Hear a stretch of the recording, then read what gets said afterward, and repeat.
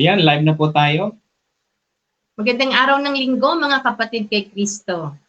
Day of the Lord. Kaya wag po natin kalimutan na magsimba. Patuloy din po natin pag-aralan ang kasaysayan at mga aral at mga turo ni Jesus sa pamamagitan ng pagbabasa ng aklat ng buhay, ang Biblia. Sabi nga po ni San Jeronimo, ang hindi nakakakilala sa Biblia ay hindi rin nakakakilala kay Kristo. Carmen Menchi po ng Amen Catholic Charismatic International Ministry. Brother Gilbert? Ako naman po si Brother Gilbert. Ang sabi ng ating Panginoon sa Psalm 91 na kung narinig mo na ang tinig ng ating Panginoon, huwag mo nang patigasin ang iyong puso. Magandang hapon po. Okay, ako naman po mga kapatid, si Brother Nick Miramon. Isa po akong member ng Amen Catholic Charismatic Bukandala Chapter. Napakaganda po mga kapatid ang sinabi ng ating Panginoon sa kanyang Ebanghelyo, Matthew chapter 4 verse 4. Napakaganda po ito sa panahon po ngayong Kwaresma. Sinabi ng ating Panginoon, hindi lamang sa tinapay na bubuhay ang tao, kundi sa bawat salita na lumalabas sa bibig ng Panginoon. Amen po. At ito po ang aming lingguhang Biblia Aral. So, noong pong nakaraang linggo, atin na pong natapos ang kasaysayan ng ating mga patriarkang si Abraham, si Isaac, at si Jacob. At ngayon po, ating matutunghayan ang 12 anak o lahi ni Jacob. Pero bago po yan, tayo muna po ay manalangin, tayo po muna ay umawit ng Come Holy Spirit upang tayo po ay magabayan ng ating Panginoon. Come, Holy Spirit, we need you. Come, Holy Spirit, we pray. Come with your strength and your power. Come with your own special way. Come Like a stream in the desert. Come to the weary of soul. Lord, let your sweet healing power touch us and make us whole. Brother Nick, opening prayer po. Sa ngalan ng Ama, ng Anak, at ng Espiritu Santo. Amen. Amen. Ama naming Diyos, banal at makapangyarihan sa lahat, ang papuri at aming mapasasalamat ay handog namin po inyo sa mga oras na ito. Kami po ay hingi ng aming mga kapatawaran sa aming mga kasalanan sapagkat kami po ay nagkasala sa isip, sa salita at gawa. Patawarin po ninyo kami, Panginoon. Patawarin po ninyo kami, Panginoon, sa aming mga kakulangan sa inyo, kakulangan namin sa aming kapwa. Salamat sa lahat ng mga biyaya, mapagpapala na ipinagkaloob niyo po sa bawat isa sa amin, 10 na aming pamilya. Salamat sa mabuting balita na pagsasalusaluhan namin sa mga oras na ito. Salamat sa gabay, patnubay at proteksyon na ipinagkaloob niyo po sa aming mga mahal sa buhay, Panginoon. Tulungan po ninyo kami, Panginoon, sa aming gawain sa mga oras na ito. Pangunahan po ninyo kami. Buksan po ninyo ang aming puso't isipan at hasikan ng karunungan upang ang aming mga kapahayagan ay ayon at batay sa inyong kalooban. Sa pangalan ni Jesus na aming Panginoon, na nabubuhay at naghaharing kasama mo kaisa ng Espiritu Santo, iisang Diyos, at sa tulong sa panalangin ng aming ina na si Maria, lahat ng mga anghel at mga santo. Amen. Sa ngalan ng Ama, ng Anak, at ng Espiritu Santo. Amen. Amen. So ngayon po, atin na pong matutunghayan ang ating gospel reading at tayo din po ay pangungunahan ni Brother Nick sa ating reflection. Ang mabuting balita ng Panginoon ayon kay San Marcos. Papuri sa iyo, Panginoon. Pagkaraan ng 6 na araw, umakyat si Jesus sa isang mataas na bundok. Wala siyang isinama roon maliban kina Pedro, Santiago at Juan. Habang sila ay naroroon, nakita ng tatlo na nagbago ang anyo ni Jesus. Nagningning sa kaputihan ang kanyang kasuotan. Walang sino man sa mundo ang makapagpapaputi ng gayon. At nakita rin nila roon si Elias at si Moises na nakikipag-usap kay Jesus. Sinabi ni Pedro kay Jesus, "Guro, mabuti po na nandito kami. Magtatayo po kami ng tuldang at 3 tulda. Isa para sa inyo, isa kay Moises at isa kay Elias." Dahil sa kanilang matinding takot, hindi niya alam kung ano ang sasabihin niya. Nililiman sila ng makapal na ulap at mula rito'y may isang tinig na nagsabi, "Ito ang pinakamamahal kong anak. Pakinggan ninyo siya." Biglang tumingin sa paligid ang mga alagad, ngunit wala silang ibang nakita maliban kay Jesus. Nang sila'y bumababa na mula sa bundok, mahigpit silang pinagbilinan ni Jesus na huwag sasabihin kanino man ang kanilang nakita hanggat hindi pa muling nabubuhay ang anak ng tao. Sinunod nila ang tagubiling ito, ngunit sila ay nagtanungan sa isa't isa kung ano ang kahulugan ng sinabi na muling pagkabuhay. Mga kapatid, ang mabuting balita ng Panginoon. Pinupuri ka namin, Panginoong Jesucristo. Mga kapatid, tayo po ay nasa ikalawang linggo ng Kwaresma. Napakaganda po mga kapatid kung sa panahong ito, suriin natin at pagnilayan natin ang ating mga sarili. Sapagkat kung atin pong maalala mga kapatid, nung pong pag-iral ng coronavirus, panahon din po yun ng Kwaresma. Hindi po tayo makakalabas ng bahay dahil sa coronavirus. At hindi po, rin po tayo nakakalabas ng bahay dahil po Kwaresma. Ngayon ang tanong po dito, last year, ano po bang napagnilayan natin sa ating sarili? Ngayon naman po mga kapatid, kung mayroon po tayo hindi napagnilayan noong nakaraang taon, pagkakataon na po mga kapatid na ating pong pagnilayan ang ating mga sarili ngayong panahon ng Kwaresma. Sa Ebanghelyo po natin ngayon mga kapatid, sinabi, wala siyang isinama roon maliban kina Pedro, Santiago at Juan sa isang mataas na bundok. Kung atin pong titingnan mga kapatid, napakapalad po ang tatlong alagad na ito. Kung atin pong balikan mga kapatid, kabahagi po sila si Pedro, Santiago at Juan sa mga unang pinili ng ating Panginoon na magiging tagasunod. Habang sila ay naroroon, nakita ng tatlo nagbago ang anyo ni Jesus. Mga kapatid, ang alam lang po ng mga alagad mga kapatid, yung kalikasan ng ating Panginoon na tao. Sa Ebanghelyo po natin ngayon, ipinasili po ng ating Panginoon sa tatlong alagad ang kanyang kalikasang Diyos. Tunay na Diyos, tunay na tao ang ating Panginoon. At nakita ng tatlong mga alagad, si Elias, si Moises na nakikipag-usap sa ating Panginoong Hesukristo. Sa parehong Ebanghelyo po mga kapatid, sa Ebanghelyo ni San Lucas, mayroon po nakasulat doon na ang pinag-usapan ni Elias, ni Moises at ni Jesus ay ang kamatayan ng ating Panginoong Hesukristo.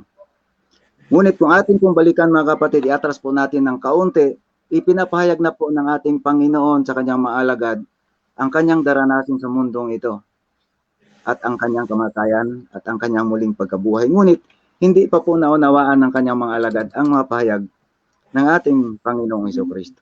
Si Moises mga kapatid, si Elias, si Jesus, saksi po mga kapatid ang tatlong alagad ng ating Panginoon at tatlong alagad ng ating Panginoon ang pagbabagong anyo ni Jesus. Saksi din po mga kapatid ang tatlong alagad na ito ni Elias at ni Moises na nakipag-usap sa ating Panginoong Hesukristo.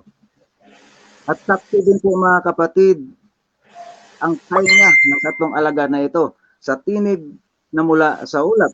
Ito ang pinakamamahal kong anak. Pakinggan ninyo siya.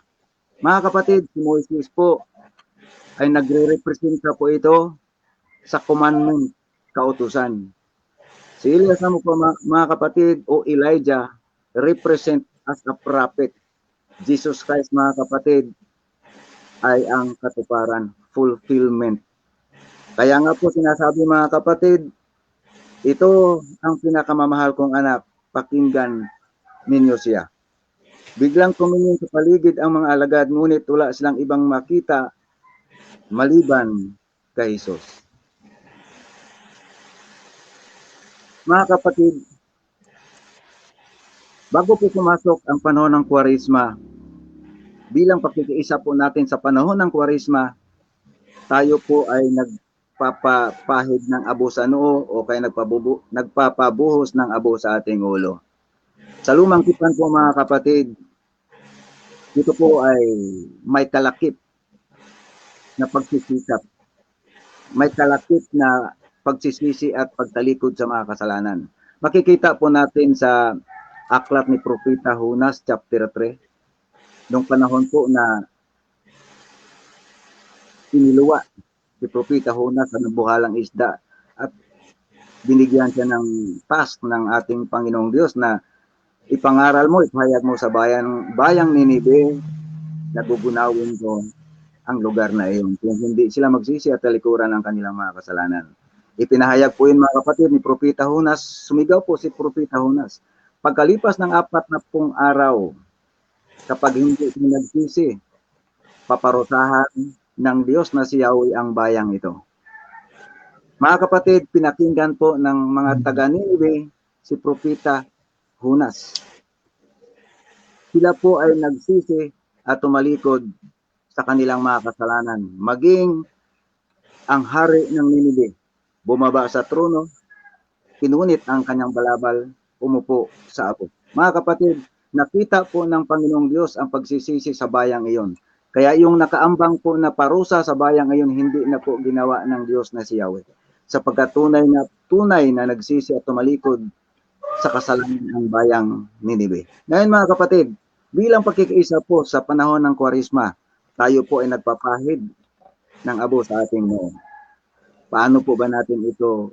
Sapagkat mga kapatid, mayroon po itong kalakip. Hindi lang po basta-basta lang po ito na magpapahid ka ng abo tapos na. Kundi mayroon po itong kalakip na pagninilay po natin sa ating sarili. Sapagkat mga kapatid, kung atin pong balikan ang Ebanghelyo ng nakaraang linggo, tinukso si Jesus. Kung ilagay po natin sa ating sarili mga kapatid, kung tinukso si Jesus, ano pa kaya tayo? Masigit po tayong kumaaligid po ang diablo sa atin mga kapatid at madali po tayong matukso. Sa pamamagitan po ng ating panalangin, pananampalataya at mabubuting gawa, good works mga kapatid, napuprotektahan po natin ang ating mga sarili. At nais ng ating Panginoon sa ikalawang bahagi sa Ebanghelyo ng nakaraang linggo ng conversion. Sapagkat alam ng Diyos mga kapatid na ang tao madaling matukso at nagkakasala. At sa pamamagitan po ng pagninilay po natin sa ating mga sarili mga kapatid, napakaganda po ang bunga nito. Kaya dapat po mga kapatid, matuto tayong magnilay sa ating mga sarili.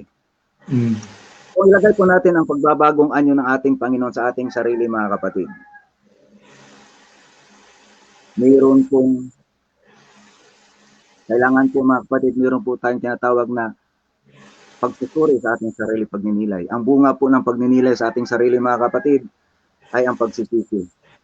At ang bunga po ng pagsisisi natin mga kapatid ay ang pagtalikod sa ating mga kasalanan. Ang bunga po ng pagtalikod natin sa ating mga kasalanan mga kapatid ay ang pagbabalik loob natin sa ating Panginoong Diyos. Kung maalala po natin mga kapatid, nitong nakaraang mga araw, ang mga ebanghelyo po natin puro mga katuruan. Sapagkat tinutulungan po tayo mga kapatid para po tayo magbagong anyo. Tinuturuan po tayo ng mga ebanghelyo mga kapatid nitong mga nakaraang araw.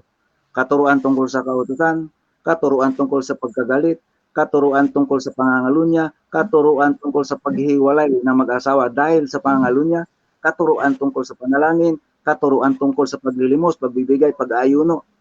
Yun lahat mga kapatid, kung ating isinasabuhay yung ebanghelyo na yon, sa ebanghelyo po natin ngayon mga kapatid, o pagkatapos ng Kwaresmang ito mga kapatid, tayo din po ay magbabagong anyo.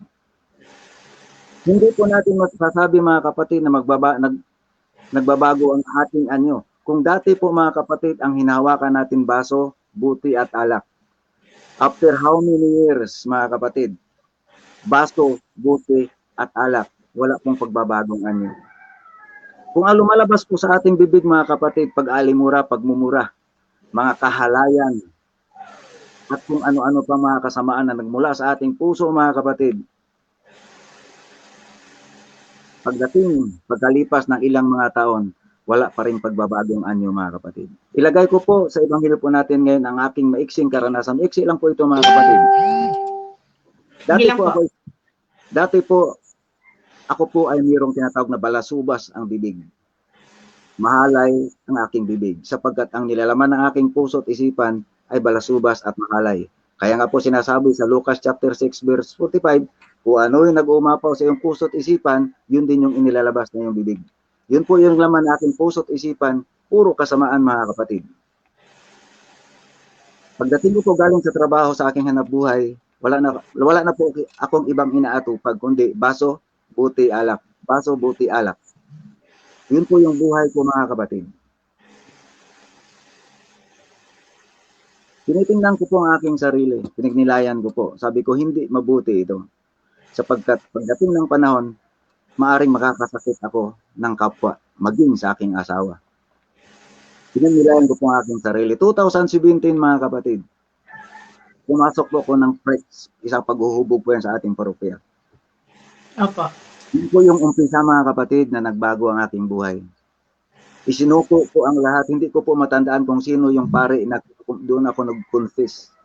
Parang si Father Bernardo. Kinonfess ko po ang lahat. Pag-uwi ko sa bahay para akong lumulutang. Yun po yung simula ng aking pagbabagong buhay. Iniwanan ko po, hinubad ko po yung dati kong pagkatao. Nawala na po yung mahalay na bibig, mahalay na isip, masama ang laman ng aking puso at isipan. Nawala na po lahat yung mga kapatid. At inalis ko na po sa aking harapan ang baso, buti, at alak. Ngayon mga kapatid, ito yung pagbabagong anyo sa aking pagkatao. Yung dati mga kapatid, ang laman ng aking puso at isipan ay kabulastugan at kahalayan. Ngayon po mga kapatid, salita ng Diyos. Kung dati po mga kapatid, ang nasa harapan ko po ay baso, buti, at alak. Ngayon po mga kapatid, sa Biblia po ang nasa aking harapan. Yun po yung aking pinagnilayan sa bawat araw. Yun po yung nakikita ko po sa aking sarili mga kapatid na pagbabagong anyo. Hinubad ko na po yung dati, wala na po yung dating pagkatao ko, at ngayon po mga kapatid, niyayakap ko na yung bagong ako sa aking buhay. Yun lamang po mga kapatid, at magandang hapon at maraming salamat sa inyong lahat. Marami pong salamat, Brother Nick. Marami pong salamat sa aking Panginoon sa napakadaming mensahe ng Ebanghelyo ngayon na ipinahayag sa atin sa pamamagitan po ni Brother Nick. So, narinig po natin na hindi lamang yung pagbasa ang ginawa at pag-reflect ni Brother Nick ang ginawa, kundi patunay siya mismo ang nagbigay ehemplo kung papaano ang pagbabagong anyo ay naganap sa buhay ni Brother Nick. Kaya ito po ay maging hamon din sa bawat isa sa atin, no? At nawa po ay makapulutan natin ito ng maraming aral sa ating buhay. So ngayon po, pakinggan din po natin ang reflection na ibabahagi sa atin ng Panginoon sa pamamagitan po ni Brother Gilbert. Okay po, salamat Teacher Sister Menchi sa iyong pag-welcome. Okay, so napakaganda ang sharing ni Brother Nick. So ito po ay tumatalakay tungkol sa transformation ng isang tao mula sa mga bagay na nagpapaalipin sa isang tao. So kanina nagsimba ako na narinig ko sa isang pari na ang pagtatransform daw sa isang tao ay hindi lamang sa mga pang-spiritual na buhay. So yun yung pinapakita niya kanina. Sa transformation daw ay maaring mag-transform din tayo sa mga panahon ng ordinaryong panahon. Kasi ang mga transformation na pinapakita sa atin ng Panginoon ngayon, ito po ay mga high moment of transformation. So ito po yung tinatawag na pagsulyap ng pagbabagong anyo ni Jesus, anticipation ng tagumpay ng kanyang muling pagkabuhay. So matindi ang labanan ng buhay. So yun po yung mga high moment na transformation about spirituality. Pero pagdating daw sa panahon, kasi meron daw tayong tinatawag na low at saka high moment at saka low moment of transformation. So kapag sinasabing sa law of transformation, ito daw po yung mga tinatawag ng mga pighati o mga karanasan sa buhay na napagpapahina sa ating pananampalataya pero nagkaroon ng transformation. Yung po yung tinatawag na law of transformation. Mayroon din po tayong tinatawag na ordinary transformation. So yung po yung maganda dyan. Kasi nung nagkaroon po si Brother Nick ng law transformation, pumasok sa kanyang buhay ang ordinary transformation. Yun pong kapag nag-sink in yung mga pagninilay mo sa salita ng Diyos, ito po yung pamamaraan na dapat dating talagang namnamin.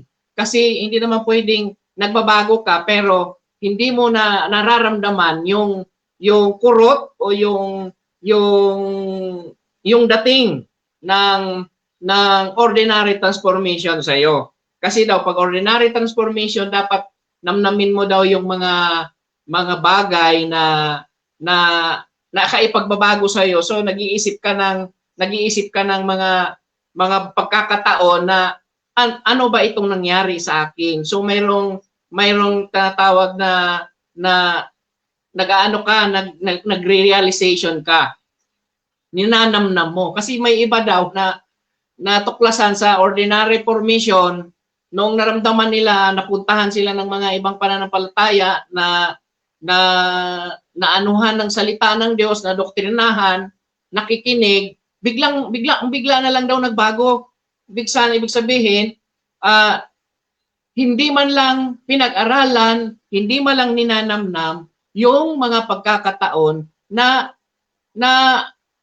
halimbawa, ikaw ay dating Katoliko, tapos pinuntahan ka ng born again sa bahay mo, tapos bigla kang nagbago. Parang nagkaroon ka ng excitement, hindi mo man lang inisip na doon sa excitement mo in ordinary transformation, dapat pinag-aralan mo kung ano ang pananampalataya mo, kung paano ka mababago. Kasi ang transformation kasi hindi ibig sabihin na na-transform ka, lumipat ka ng ibang pananampalataya. So, yun ay ipinapakita sa atin ng simbahan na ang transformation ay nasa loob lang ng simbahan. Ito po yung tinatawag na tunay na pagbabago. So, sabi nga ni brother kanina, yung conversion, yung nakakaraang gospel. Conversion, kung na-convert ka, i-transform mo yung sarili mo inside the church kasi ang church naman ay nagbibigay ng gabay para sa atin. So, pag-aralan natin ng mabuti. Ang pagtra-transform ay nangangailangan ng pagninilay, pag-aaral, at pagbibigay sa sarili upang matanggap natin kung ano ang inaaral sa atin. So, yun po yung tinatawag na ordinary transformation. Kasi nga, ang mga high transformation na ginagawa natin sa ating simbahan, mayroon tayong tinatawag na Lenten season, Advent season, Pasko, at saka yung mahal na araw, yung pagkamatay at pagkabuhay ni Jesus, yun po yung mga high moment of transformation. So, yun po, kailangan ng ordinary transformation, dapat namnamin din po natin. Kasi katulad nung ginawa ng mga alagad, kahit hindi nila alam, sinasabi ni Jesus, huwag nyo munang sasabihin ito kapag bumaba na tayo sa bundok.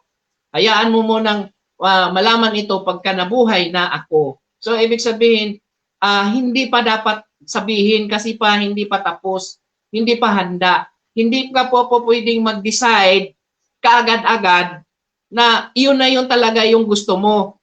Kasi maaari ka pa magbago eh.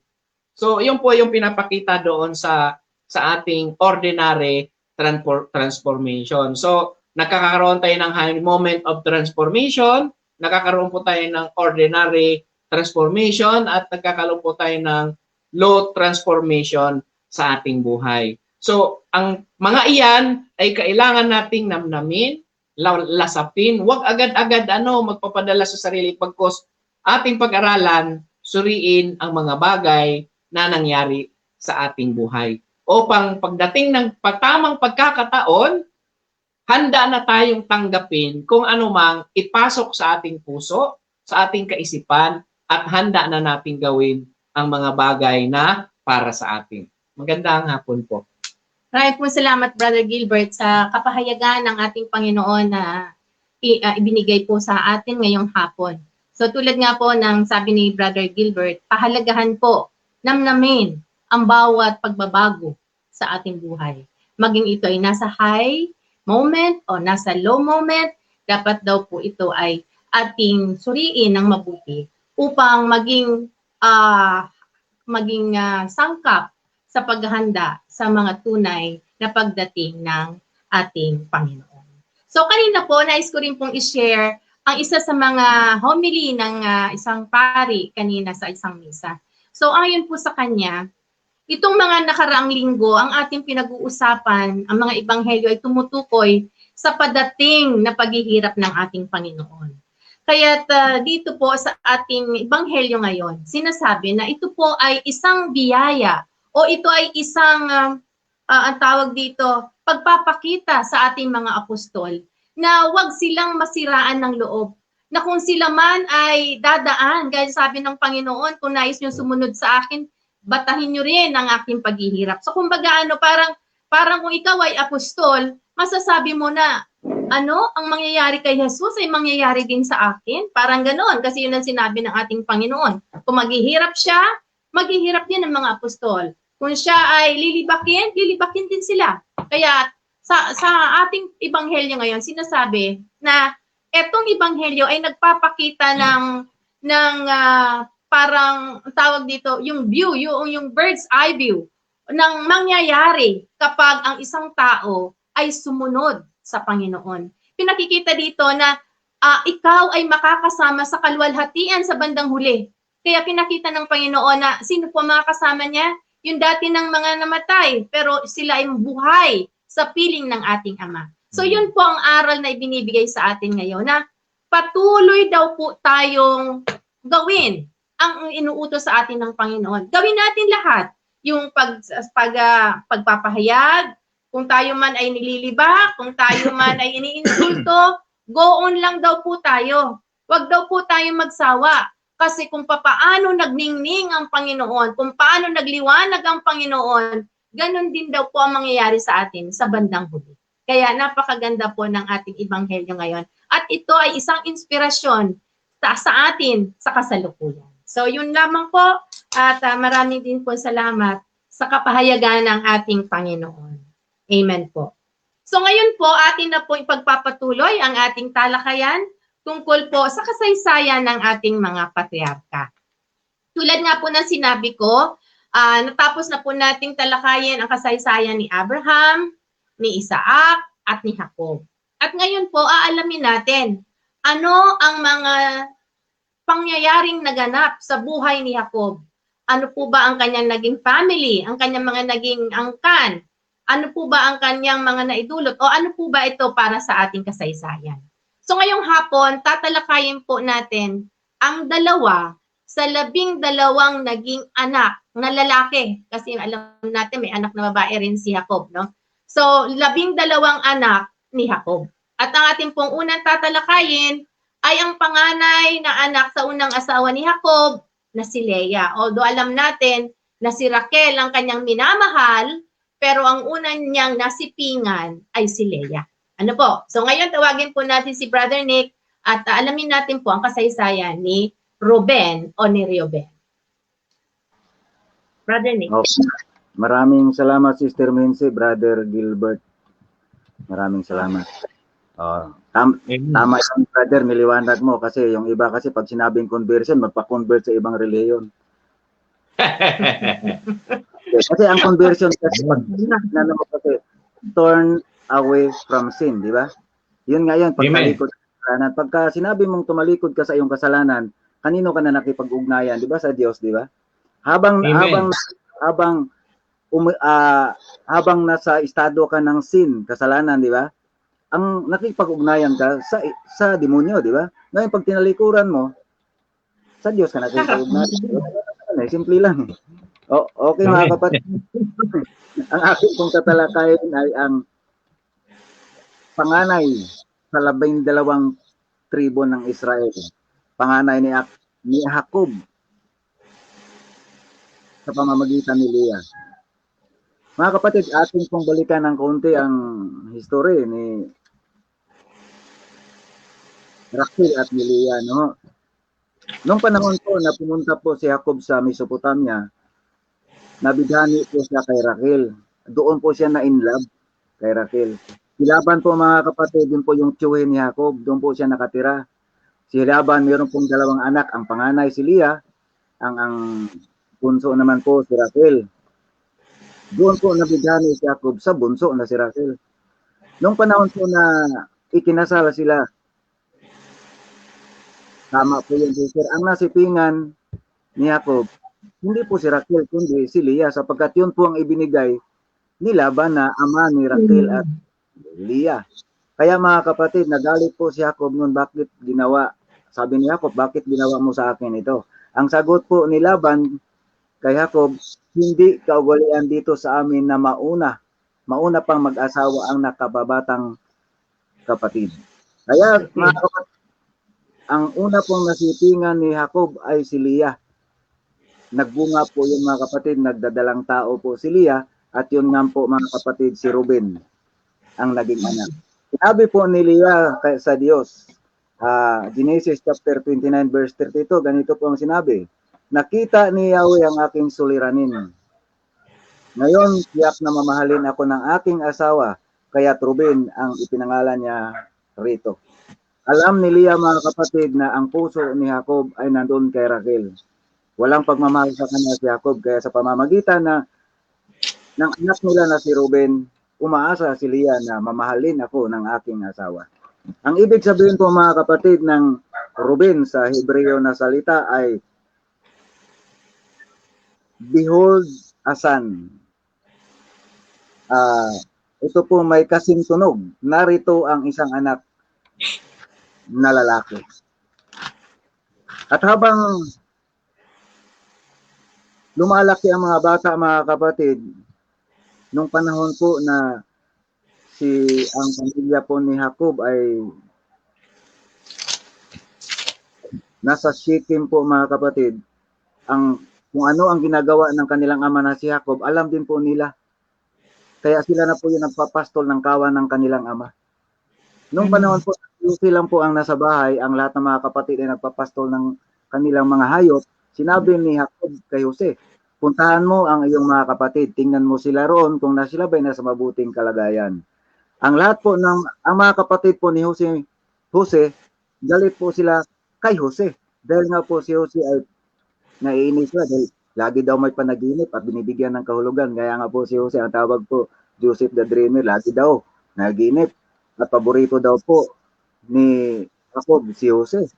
Kaya pagdating po ni Jose sa lugar kung saan po nagpapastol ang kanyang mga kapatid, mayroon pong balak na masama ang kanyang mga kapatid.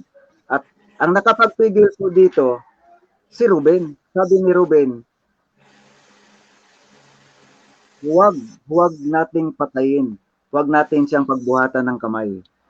Dito po sa senaryong ito mga kapatid, na nagampanan po ni Ruben ang kanyang tungkulin bilang panganay. Sapagkat napigilan po niya ang kapahamakan na sasapitin ng kanyang kapatid na si Jose. At dahil doon mga kapatid, hindi po nila pinatay si Jose, kundi yun po yung ibininta po sa mga taga-Ehipsyo. At dumating po ang panahon mga kapatid na nagsisipag-asawa ang mga anak ni Jacob. Si Ruben po ay nag-asawa, hindi po natin ito mababasa sa banal na kasulatan. Ngunit atin pong sisilipin ang tinatawag na apocryphal book. Kunti lang po ito mga kapatid. Hindi sa Biblia po, hindi po pinangalanan ang asawa ni Ruben, pero sa apocryphal books, pinangalanan po ito na ang pangalan po sa asawa ni Ruben ay si Elioram, na isang Canaanite woman. Mababasa po kapatid sa Apocryphal Book of Haser o Jasher chapter 45 verse 2.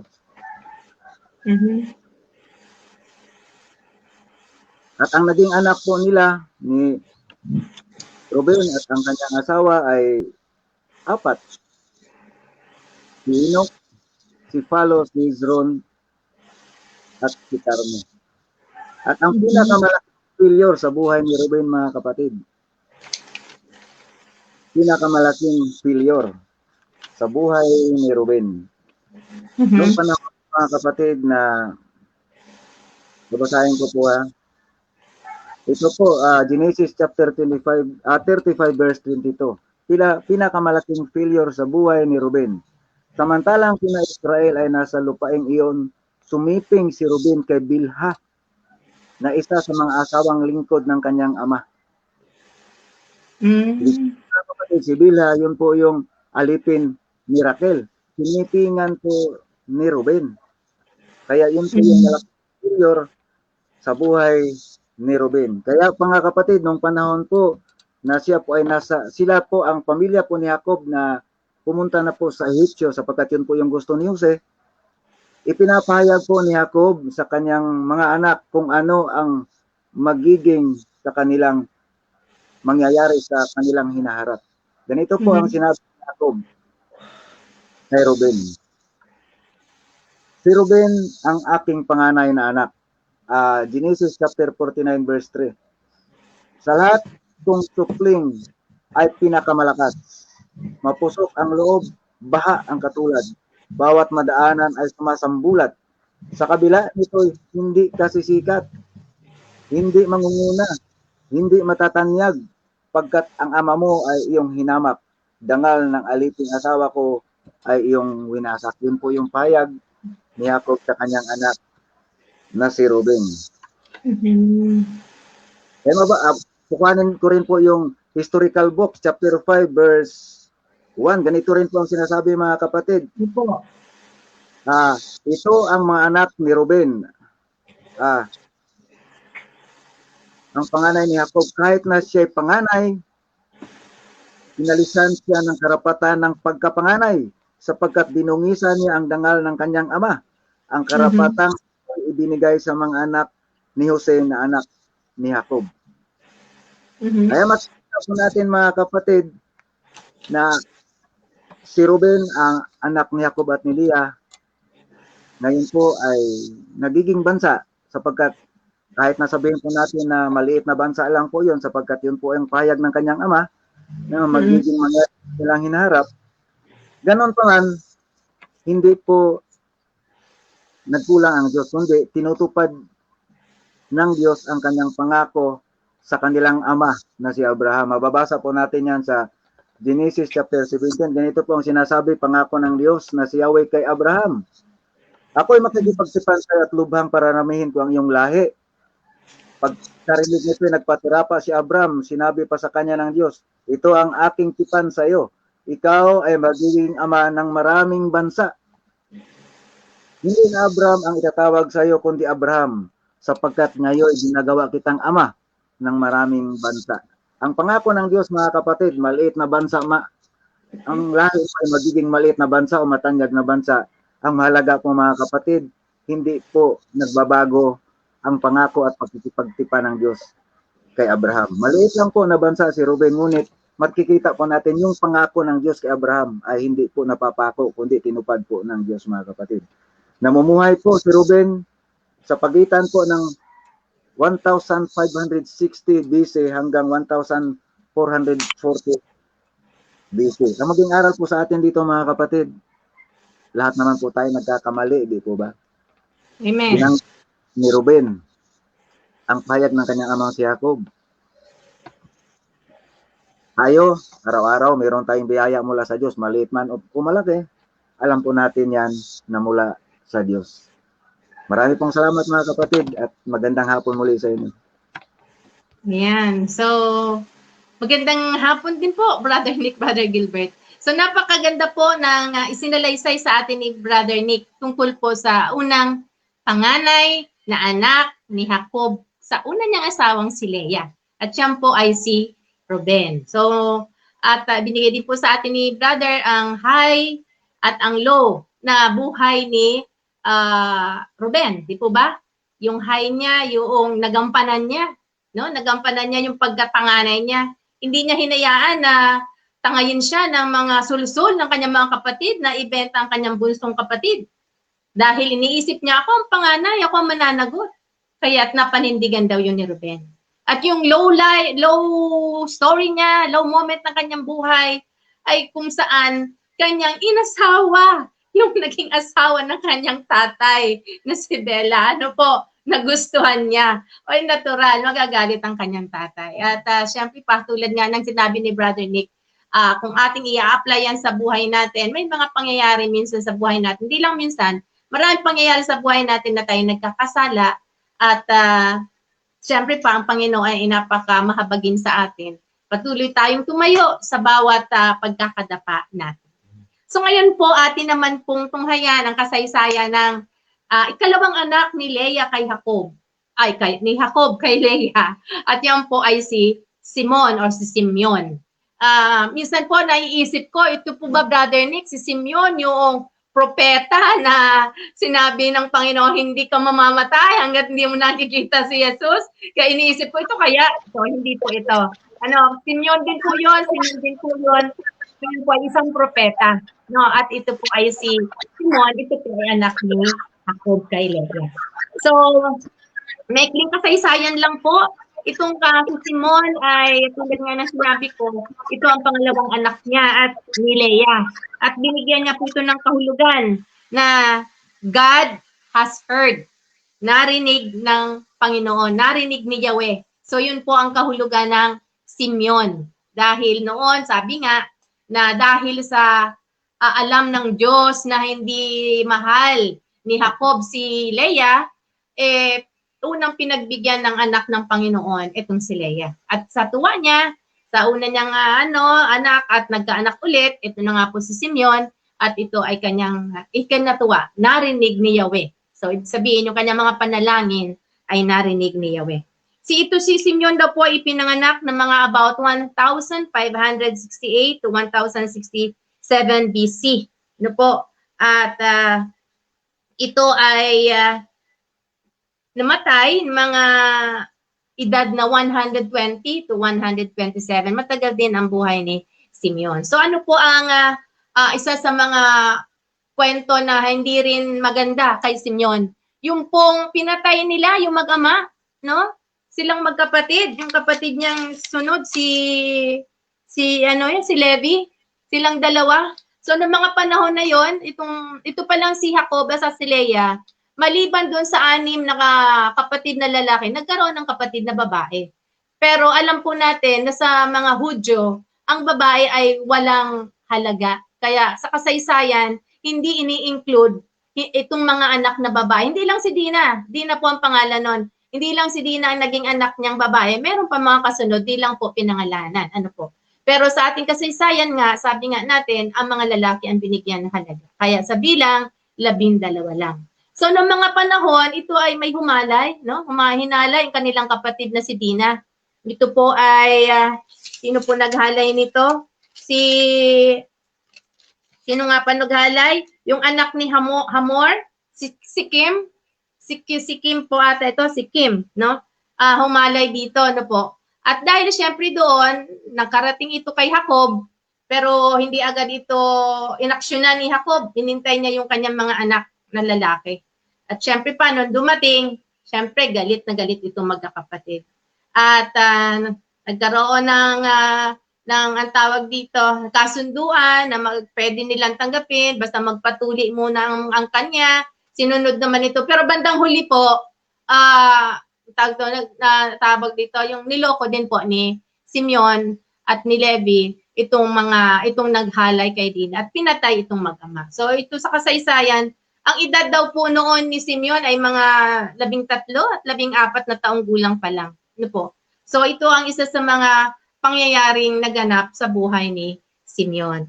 At sa kasaysayan, nagkaroon hindi nga isinasad tulad ng sinabi ni Brother Nick, hindi sinad sa Bible kung sino yung naging asawa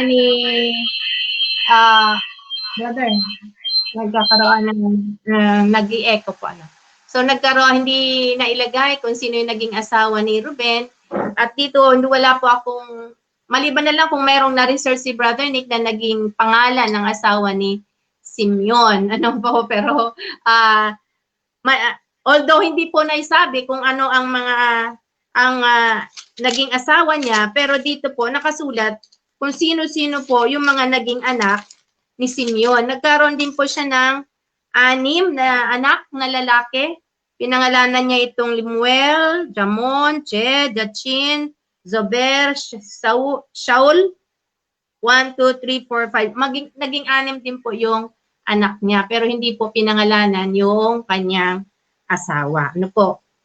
So, maliban po dyan, binanggit na rin po kanina, nung nakaraan, nabanggit na po sa atin ni Brother Nick, yung sunod-sunod na mga naging anak ni Leah, na siyempre kapatid ni Simeon. So, maliban po dun sa 6 niyang kapatid, kay Leah, nagkaroon din siya ng stepbrother sa mga alipin ng kanyang anak na nanay ni si Leah at sa kanyang tiyahin na si Raquel, nagkaanak din po doon, sina Benjamin at Jose. Siyempre po yun ay magandang step brother niya at doon po sa naging alipin ni Raquel na si Bila at si Selfa, yun ay nagkaroon din ng anak. So marami. Kaya po sa katbuuan nagkaroon ng 12 11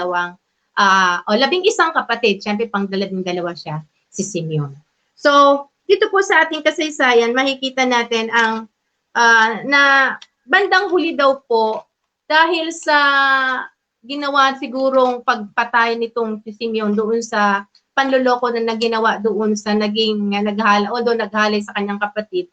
Hindi daw po binigyan ng karangalan ni Moses yung lahi ni Simeon. Kaya po kung makikita natin sa kasaysayan, kasama daw po ang tribo ni Simeon sa nawawalang tribo. Parang po nakalagay dito na hindi po sa listahan daw po ng mga tribo ng Israel, hindi daw po binigyan ng halaga yung tribo ni Simeon. So, at ito daw po ay naglaho, no? Naglaho yung kanyang tribo at ito po ay inabsorb ng lahi ng kanyang kapatid na si Judah.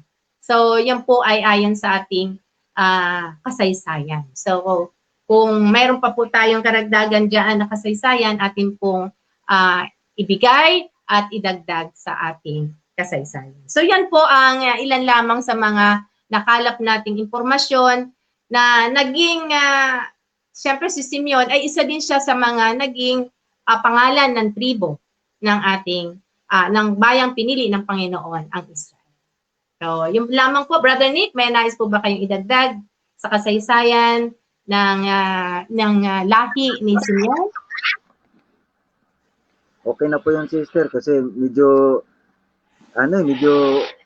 kukunti ang nalalaman natin tungkol kay Simeon. Totoo po, oo. Kaya po ating titingnan, yung iba niyo pang kapatid, sina Levi, sila ito lahat po yun, medyo kaunti. At nakasentro lamang po doon sa kasaysayan ng anak ni Raquel. Dahil alam natin, ang iniibig talaga ni Jacob ay si Raquel. Although huling binigyan ng Panginoon ng anak itong si Raquel, si Jose at si Benjamin, pero sa kasaysayan nakikita natin na mas marami ang kwento, mas mahaba ang kwento ni Jacob ay ni Jose kaysa sa iba niyang mga kapatid kay Leah. Ano po? Brother Gilbert, may nais ko ba kayong ibigay? Okay po. Kasi ang mga kasaysayan ay sinulat yan para sa kaalaman ng mga mananampalataya tungkol sa panahon ni Jacob. At si Jacob ang sentro ng mula kay Abraham, kay Isaac at kay Jacob, nakasentro ang talasalitaan upang malaman ng mga tao ang pinagmumulan at pinapaboran ng Diyos ay mula sa mga angkan na itinatag ng Diyos sa pamamagitan ng kanyang paggabay at pag-uutos. So ang mga kasaysayan ng kanyang mga anak ay bahagi ng mga pangako ng Diyos na pararamihin ang kanyang lahi bansa at saka wika, at yun ay nagkatuparan. So idinagdag lang yon, at ang motibo talaga sa paggawa ng kasaysayan ay para matrace kung mula kay Abraham hanggang sa kasalukuyan kung saan nagmula ang lahi ni Kristo. So yan ay nasusubaybayan natin at inilagay ang mga magagandang kwento upang mapulutan natin ng aral. So ang kwento sa anak ni Raquel ay ni Raquel, nga si Jose, ay isang bahagi na nagpapatunay na kumikilos ang Diyos sa kanyang kapanahunan at hanggang sa kapanahunan nila ni David at hanggang sa kasalukuyang panahon kay Kristo at sa ating kapanahunan. So yun po. So sa susunod po nating pagkikita, atin pong aalamin ang kasaysayan naman yung sunod na kapatid nila. So ang ikatlong anak ni Leah ay si Levi, no po? At pang-apat ay si Juda. So yan po ang ating tatalakayin. At since medyo maiksi ang kasaysayan natin, pwede natin pong baka maidagdag na po namin yung dalawa niya pang anak na huli. Anak pa rin po yun ni Leah, kaya lang yung apat po parang sunod-sunod yon. And then pagkatapos po noon nagkaroon ng konting kwento, nagkaroon ng enkwentro itong magkapatid na si Raquel at si Leah.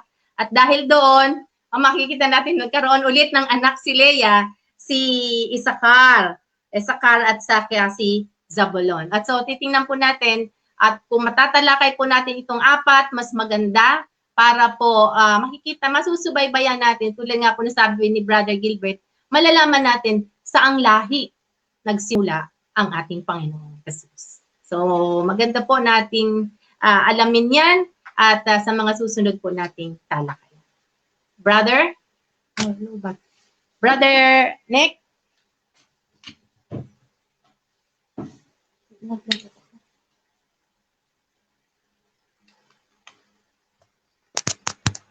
Okay, sister. Brother Gilbert, maraming salamat. Okay po. So dito po nagtatapos yung ating talakayan. At nawa sa susunod natin pagkikita ay mas mayabong pa at magandang at maraming ibibigay sa ating Panginoon ang mga mensahe, kaalaman at karunungan. At muli po, sabi nga ng aklat ng Salmo 25, kapag narinig nyo na ang tinig ng ating Panginoon, huwag nyo nang patigasin ang inyong puso. Brother Nick? Okay, maraming salamat sa inyong lahat mga kapatid. Nawa po ang ating paglalakbay sa buhay. Patuloy tayong samahan ng ating Panginoong Diyos. Patuloy tayong pagpapalain ng ating Panginoon. Sapagkat ang ating buhay mga kapatid ay nasa kamay ng ating Panginoong Diyos. Yan lamang po mga kapatid at maraming salamat sa inyo. Amen. At dahil po tayo ay nasa ilalim ng Inang Catholic Charismatic Ministry sa 2 Corinto, Kabanata 1, talata 20, sinasabi po dito, isipin ninyo ang lahat na pangako ng Diyos na kay Kristo ang oo sa mga iyon.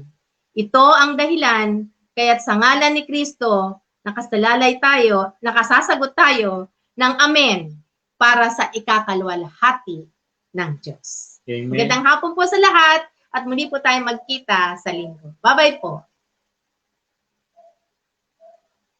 I-end mo na.